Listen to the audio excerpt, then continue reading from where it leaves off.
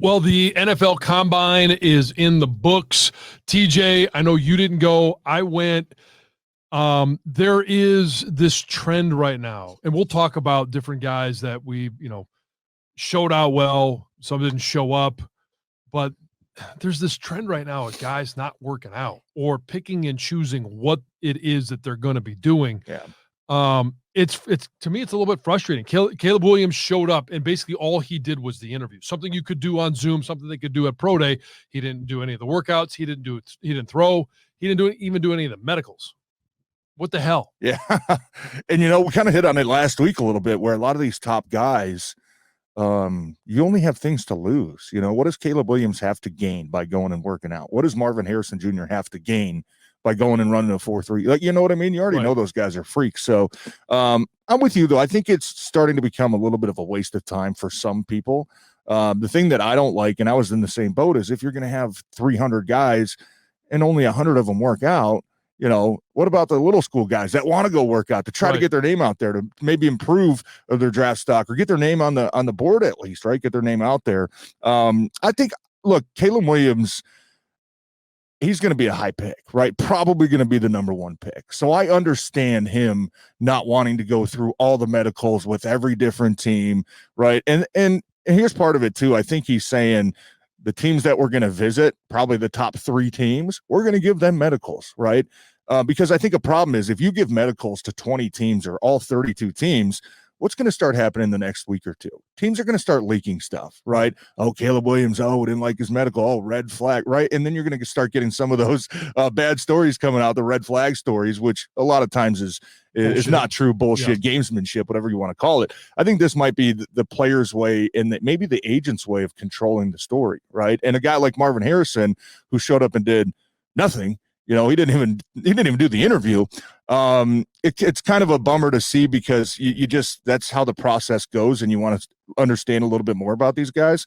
But same time, you can't really blame them because then you look at some other guys being asked questions about birds and, Caleb Williams, the first question was like, oh, are you scared to work out? You scared to compete? So it's like, I understand guys like that not wanting to go through that. It's the high end guys, you know what I mean? But I think a lot of the mid end guys, the lower tier guys, lose out a lot on this combine process because so much attention is paid to the top guys that in the end don't really end up doing anything anyways.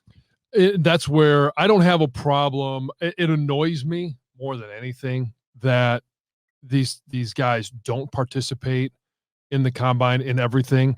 And if you're going to opt out of a majority of it, and I don't know when I say majority, is that, hey, you're not going to do interviews like Marvin Harrison, like what did he do? Did he just walk around? Yeah, I don't know. I mean, I'm assuming he met with a couple teams, but he was just there. If you're not going to do interviews and you're not going to do the workouts, you're not going to do medicals, and maybe he did the medicals. I don't know. The one that was obviously talked about the most was Caleb Williams not doing the medicals. But if you're not going to participate, and especially if you're a guy, so all of these top end guys are for the most part coming from programs like USC, Ohio State, Notre Dame, Michigan, LSU, Alabama, they're going to have their own pro days. So if you're going to wait to do all of this work at your pro days, or if you're going to have a private workout that you're going to invite all of the NFL teams to, then don't take up a spot. Yeah. That's the problem that I have. And I've kind of always had this issue with the top 100 guys that are either, at the combine or will be taken in the draft. Like there's not really going to, the order may be different, but there's no secret as to who those top 100 guys are going to be. Okay. Right. But, 90 through 100 and 100 through 110, interchangeable. But for all of those guys, like you mentioned, like yourself, that didn't get a chance to go to the combine, that want to try and get their name in front of a general manager, to be able to make a statement, to be able to do something instead of having to go from Eastern Michigan and show up at Michigan's pro day where it's not going to be your location anyway, but you've got to be able to get your name in front of a GM, get your face, shake a hand. Like those are the guys, that next 100 guys instead of the top 100 should be the ones that are at the combine. Yeah. Because you have all of this film on the top guys. Yeah. No, I'm with you. And I think, look, pro days have definitely come a long way too. Yes. Even when I was coming out of college in 2009, Pro days were still just kind of getting ramped Eastern have their up. own pro day? Yeah, we did, Okay. but not like you said. I mean, a lot of years before that, guys were asking, "Hey, can I go be a part of Michigan's? Can I go be a part of Michigan State's?" Right, because maybe Eastern didn't have enough seniors that year to actually host one. My year, we actually did have a pro day, and since I didn't go to the combine, actually a lot of people showed up. So probably even helped me at the time get more individual attention, right, instead of being one of those guys at the combine. But I'm with you, and it's just, the combine, look, we kind of mentioned it last week, we don't put a ton of stock into it. I think even Dan Campbell said, hey, look, the most interesting part about this is the interviews. I want to get a guy in front of a chalkboard and draw up some plays and understand what kind of football mind he is, and understand how bad these guys want to succeed at football, right? What's your backup plan? I don't have a backup plan. Okay, that means this guy's going to work his ass off, right? Yeah. To come in and be a part of this team. So I didn't really get much out of the weekend. A couple storylines, obviously. I wanted to start with this one. I had a question for you, and I didn't prep you on this, but I know you know the list. I know you're very familiar with the team. Michigan had sent, I think, 18 players to the combine, which was an all-time record. I'm looking at the list. Obviously, a lot of great names there, and a couple guys had a really good weekend at the combine too. But if you could pick one of those Michigan guys out of those 18, who do you think would make the biggest impact on the Detroit Lions? If you could pick one, we obviously know the big ones: J.J. McCarthy and Roman Wilson, Mikey Samersill, a bunch of other guys. 18 of these guys, John. And it was just a question that popped in my mind, kind of a little local tie here, since we've got so many Michigan guys that are going to be draft eligible this year. And I kind of want to throw that question at you, since you're around the team. You do everything for. So I'm going to give Michigan. You one on each side of the ball. Yeah, I like that. Offensive line wise, I think Zach Zitter, especially if you're going to move on from Jonah Jackson, if you're not willing to pay him top guard money, which there's going to be some big dollars spent on guards this year. I think Zach Zitter could come in and be that guard for you. I think he's quality. His football IQ is through the roof. He would fit this locker room. He'd fit that offensive line. And a lot of the same concepts that the Lions use in the run game, and even in pass protection, they use at Michigan. And so I think it would be a seamless plug and play type of guy for Zach Zitter. And his injury, they're coming off that leg injury. It didn't have anything to do with his knee, nothing to do with his ankle. Yeah. And so they shoved a clean break, clean repair. Yeah, an iron bar right down the middle of his bone, and if he's not going to break it again, I can tell you that. Yeah, well, and that kind of fits the mold a little bit of Brad Holmes, right? We saw last year with Hendon Hooker, or getting the injured guys that maybe fall a little bit that you still think have high value. I don't know. Zach Zitter was obviously, like you mentioned, kind of before the show, was one of the top guys out of that Michigan group, probably the highest regarded offensive lineman, at least, out of the guys that they're sending. I don't know if he was maybe a second-round pick that maybe falls to the third, maybe early fourth with the injury. I'm not sure, but if that does, well, you got that could definitely then that could fit Brad Holmes' mold of kind of that red shirt year of getting the injured guys, and that you obviously think very highly of. Yeah. On defense, Mikey Samersill. I think that he is a type of player, and there was a mock last week. I think it was a CBS mock. They came out and actually had him mocked to the Lions at 29. That might be a little bit high for him, but I will say this: as the season went on, and I had a chance to talk to a few GMs and a lot of scouts that came through Michigan football, they were very high on Mikey Samersill, knowing that, hey, he was a wide receiver in his first couple of years, made the shift, and even in his first year, 2 years ago, as a defensive back, made impactful plays, was disciplined, and then you put on that another year of experience, another year of, hey, what do I need to continue to improve upon? He did all of those things, and he's another guy that I think just fits really well into this Aaron Glenn, Brad Holmes culture, but especially Aaron Glenn's defense, a guy that can be used in multiple ways. Yeah. He can be a cover corner. Now, is he an elite number one cover corner? I wouldn't put that in that category. But when you look at how they use Brian Branch, Ife Melifonwu, like they use them in creative ways in a lot of different ways. And at Michigan, he was used as a nickel, as a number one corner. He was used as a blitzing corner.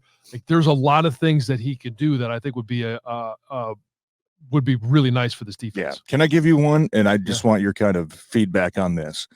I'm starting to like kind of fall in love with Roman Wilson a little bit. Like, I guess I didn't realize how much speed that he had when he played at Michigan. Obviously, we know that they were a running attack and a powered football team. Roman Wilson's a guy that kind of starting to remind me a little bit of Amon-Ra St. Brown. Kind of that same stature, that kind of shorter, stockier guy that's quick twitch. Probably really good on the short intermediate routes. I don't know if he's going to be a deep threat per se. He's not going to just be your number one go route X receiver. But I think a guy like that might fit this offense well too, based off of what we know that Ben Jansen and Dan Campbell want to do on offense, which is move the chains, take your chunks, find guys that can get open. We saw kind of the Rams, right, kind of mold Cooper Kupp, and they got Puka Nacua, two very similar. I'm not a big fan of having two very similar receivers. I think you need different attributes, but I look at a guy like Roman Wilson, I'd say, like, man, like he's got some speed. He's got some hands too. I think he's got some toughness. I just wanted your feedback because obviously you've been on the inside. You've probably been around the kid for a couple years now. What do you think if he any impact he would have if the Lions chose to go that direction? He's all those things. But he's very much, and I cautiously say this, in style, not necessarily in terms of what I think he could be at the next level. In style, he's very much like Amon-Ra St. Brown. Maybe a little bit more speed to be able to take the top off of defense, but you have Jameson Williams there, which, we heard at the combine that, Dan expects him to be in that starting role next year. And I would love to have Roman Wilson be a part of that room. I think he is reliable. I think he runs really good routes. I just don't know how different he is than Amon-Ra St. Brown. And Amon-Ra St. Brown's going to get paid. Yeah. They're about to spend a lot of money on that room. And, so maybe that does provide the opportunity to bring in a guy like Roman Wilson that can be, obviously you draft him in the second, third round. It's probably where he's going to go. You're not going to be paying him a lot. Brings the average, value in that room way down. The problem is, unless Jameson Williams steps up, and I know you've got guys like Laporta, but who's your 50-50 receiver? Who's the guy that you want going up and getting a ball, whether it's over the middle, it's a 50-50 ball that you're just throwing up saying, hey, we've got to throw one up. Like, he doesn't bring you any size. I'm kind of with you on that, but in reality, the Lions really haven't had that guy for a couple of years now. You know what I mean? That's not really what it would be nice to have one. Yeah, but I think we've seen that they can function without one. Right. And I just kind of go back to the Roman Wilson thing, and I'm glad you kind of confirmed my points that I'm not expecting him to come in and be an Amon-Ra guy from day one, but you see some attributes with the quickness. And we all know, Coach even mentioned it too. Everybody mentions it. Hey, what if we go get a guy and he goes down or he's unavailable? We know how important Amon-Ra is to this offense, right? It's a completely different team when he's not on the field. And luckily we didn't have to see that last year. We saw it a little bit the year before. But if anything ever does happen to Amon-Ra St. Brown, right, I think it'd be better to have a guy that can step in and at least have the same abilities that he does, since we know that's such a high focal point of this offense. That's why I'm just kind of talking myself into Roman Wilson maybe being that guy. And look, I'm not a Daniel Jeremiah or Ian Rappaport. I don't have a big board. I don't know where these guys are going to fall. But if you look at a guy like that in the second, or like you said, maybe he drops to the third, you use one of your third round picks on a guy like that that can come in and at least give you a little bit of comfort behind Amon-Ra St. Brown. It'll be interesting storyline to follow up until the draft. But you kind of mentioned at the end of your when you were talking about Mikey Samersill there, the corner position. Another news coming out of the combine this week that the Lions are going to be in the market for a high-end corner. High-end corner, wow. Which I think that means a number one corner. And obviously, if you're putting the pieces together and you're kind of 2 + 2 = 4 here. Number one guy obviously has been L'Jarius Sneed. Now the Chiefs have said they're probably going to plan on tagging him. I think they've given him permission to seek a trade, which probably is smart from the Chiefs standpoint, that you want to get something in return for a guy like that. And even if it's a 2, so be it, right? Because I think the best you can do compensatory is if you lose him, it would be a 3, right? So at least you can move up one round in the draft. But how serious do you think this report is that when we hear the Lions are going to be in the market for a high-end corner. There's not a ton of them out on the market. Right. Do you think that's a serious report? Do you think how much do you expect Brad Holmes and crew to really go try to address that number one position? I expect them. I mean, so Brad Holmes, at the beginning of last week, joined Jim Costa and I in the morning, and he said two things.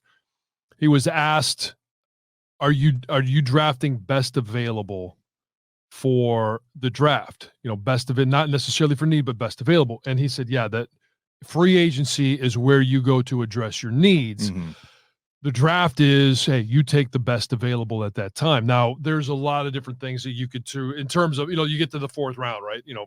How do you determine who's best available versus, possible need and offensive line, defensive line? You could make those numbers and those evaluations pretty much whatever you want. But at the top end, it's much more dramatic in regards to who are the best available at that time. Who's the best on the board? Right. And I think, but it also comes down to need. You're not going to take a kicker just because he's a, I'm saying if you have a second round grade on a kicker, you're not going to take a kicker in the second round, yes, right? yes. So there's a balance. There's a balance. Yes, there's a balance. balance. Let's not get carried away. But having said that, they also talked about being able to draft, develop, and sign their own guys. Yeah. So you're trying to figure out, okay, well, what is Brad Holmes doing? And nobody's really sitting there going, well, can't figure him out. What the hell?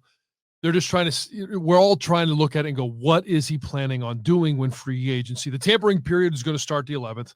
The franchise tags, which they're going to place on Snead, and it may already be placed on by the time anybody's watching this. It's going to be interesting because he did say, if you've got a need, free agency is where you go to address it. So does that mean top end? And what does top end mean to Aaron Glenn, Dan Campbell, Brad Holmes? Because L'Jarius Sneed, Jalen Johnson's probably the number one out there, but he's going to get tagged by Chicago. I don't think there's any chance he becomes available. Then you got L'Jarius Sneed, who's the next closest guy, tag, trade. And I think if you're able to get him for a second round pick, and then sign him to somewhere 18 to 20 a year for, let's just say, 3 years. Would you be willing to do that? I would be willing to do whatever it takes to get number one corner. All right. So I don't care what the money looks like. It ain't my money. And here's where it all kind of goes hand in hand, where you're trying to figure out with Brad Holmes.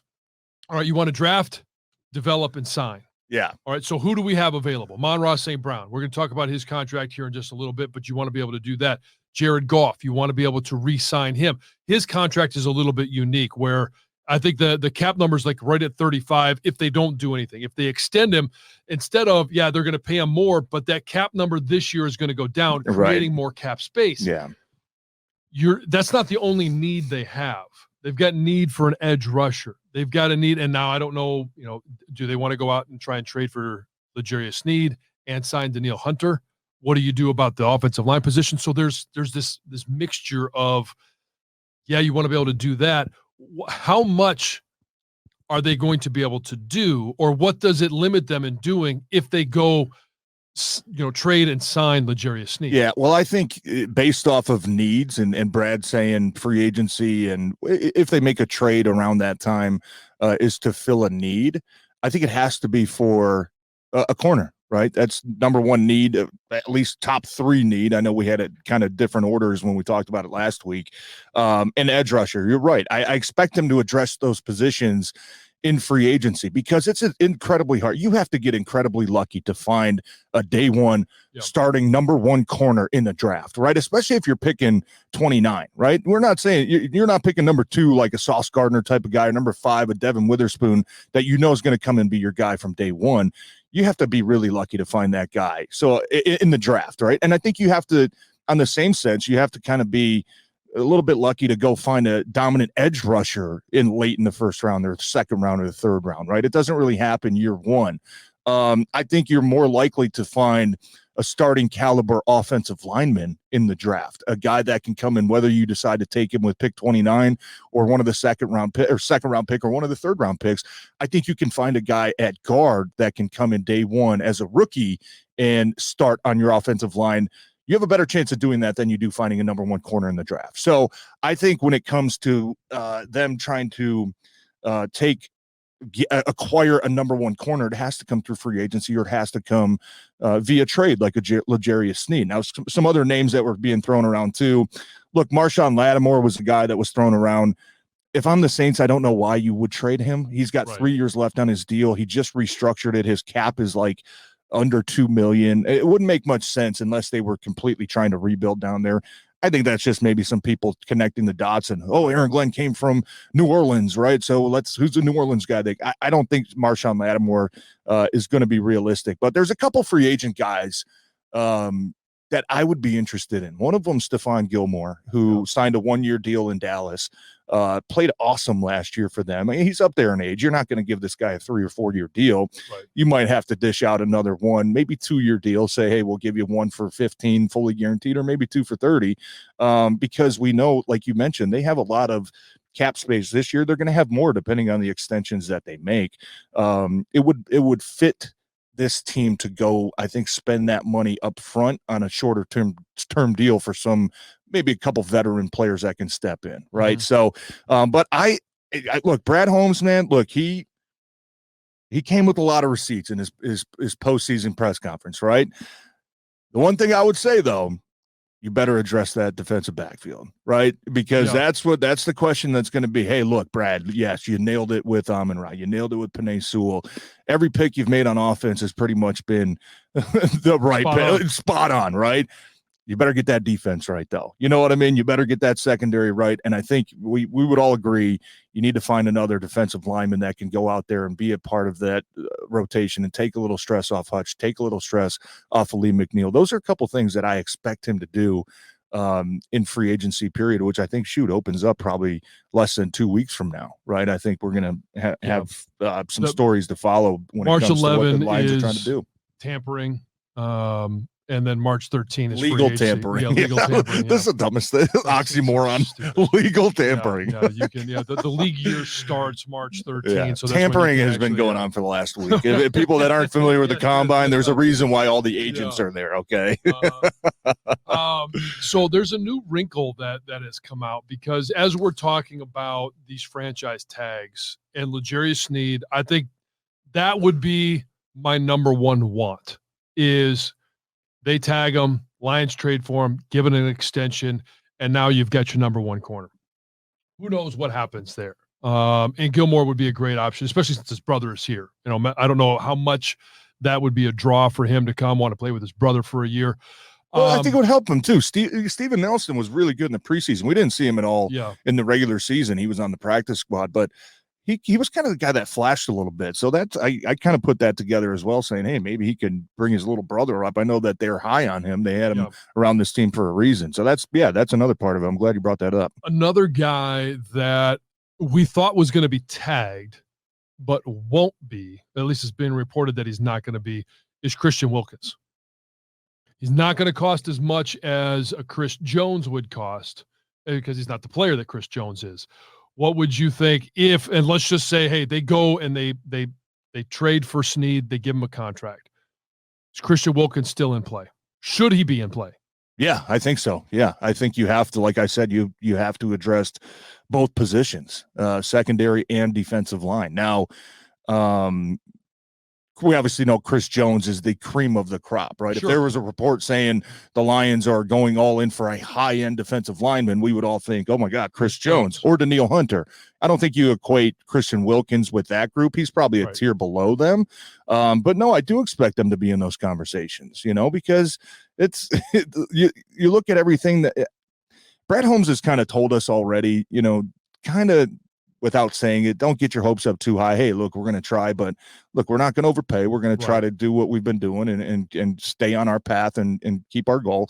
But no, I definitely expect them to be in conversations with the top guys at their position of need, because that's what he told us free agency is for. You go into free agency to fill some needs. defensive line, secondary, right? Now, if that means going after 2 high-end guys or 1 high-end guy on the back end and then maybe a middle-tier guy, we'll have probably some lists next week where we'll throw some names out of some of those guys.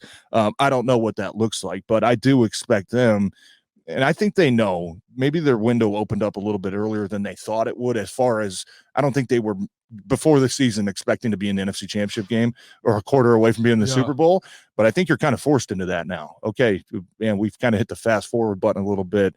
Now's the time we need to, because you understand these windows don't stay open long. Even 2 years from now, this team's going to look completely different. So I do expect him to be in every conversation when it comes to those, especially those 2 areas of need, which comes to secondary and defensive line.